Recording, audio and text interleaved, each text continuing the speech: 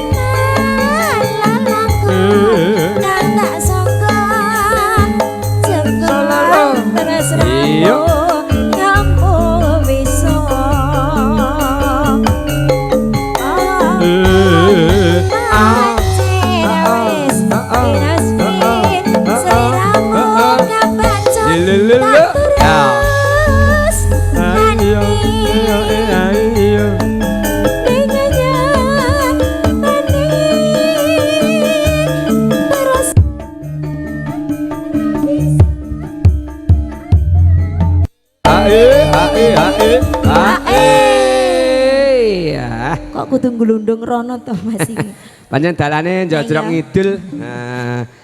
Bile Anak kidul to Mas. Rumangsaku kidul. Leres betul tak mrika? Etan. Oh, alah.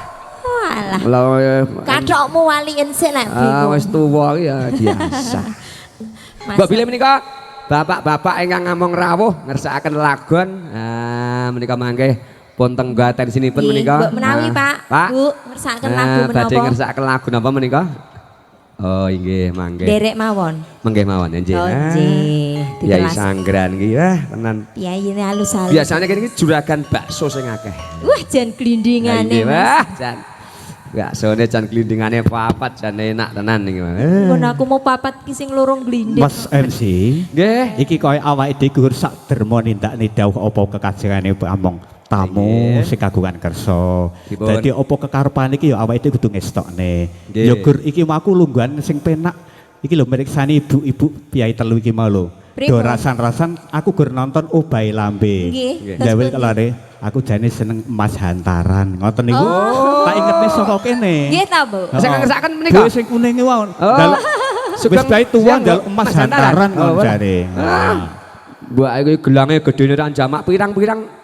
Pengen tuku. Bojoku ki tak kei gelang karete senenge ra jamak.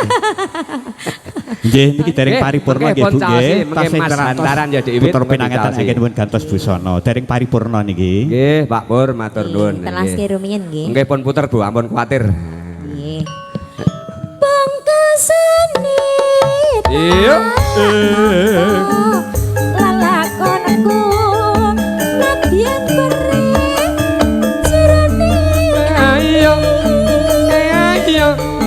Mugi Gusti paring babakan kabeh lelagon urip iki.